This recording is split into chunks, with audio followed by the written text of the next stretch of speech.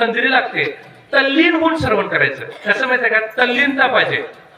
एकदा काय झालं माहितीये काय, शिक्षक शिकवत होते हो वर्गामध्ये, आणि शिकवत असताना प्रमेय काढून दाखवत होते. फुल असं सगळा प्रमेय दाखवला मस्त असा. मग शिक्षकांना काय वाटले, शिक्षक म्हणाले एवढा मोठा मी एवढा प्रमेय काढून दाखवलाय, एवढं सगळं तास झालं शिकवायला लागले आणि मुलांना समजले तर का नाही, काय विचारू.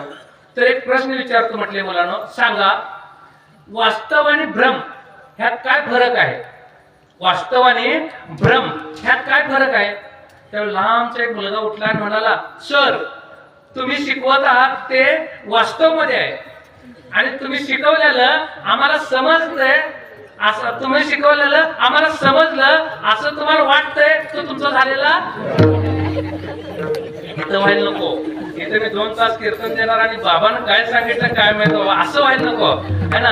म्हणून बघा की गुरुगीता आहे ना, पार्वतीला झोप लागतेच. तिथं परत आलो होतो आपण. मग शंकर महादेव काय म्हटले, पार्वती तुला जर झोप लागली तर मग काय करू.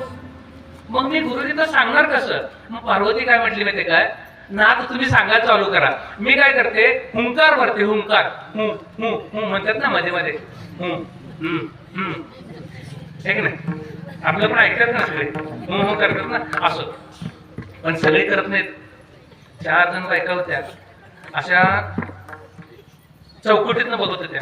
4 भाऊ असं हॉलमध्ये बसल्यात. 4 भाऊ हॉलमध्ये बसल्यात.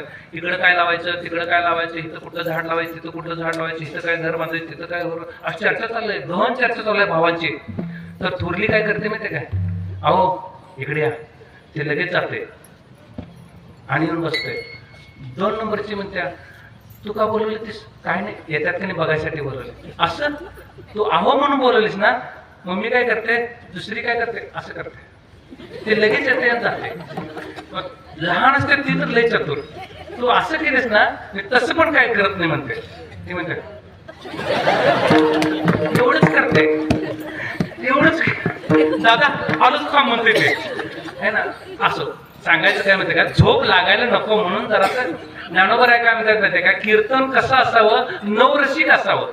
म्हणजे त्यात भक्ती असावं, ज्ञान असावं, वैराग्य असावं, हास्य असावं, बिभत्स असावं. आणि काय बिभत्स म्हणजे असं एकदम भयानक असावं, रौद्र असावं, सगळ्या प्रकारचं असावं. पण 2.5 तास असं नुसतंच काय म्हणतात जोकिंग नको. अद्वैत असावं. कीर्तन कसं असावं, अद्वैत असावं. बरं असं. मग पार्वती म्हणते आता मी ओंकार भरते. ठीक आहे, मग गुरुगीता चालू झाली. गुरुगीता चालू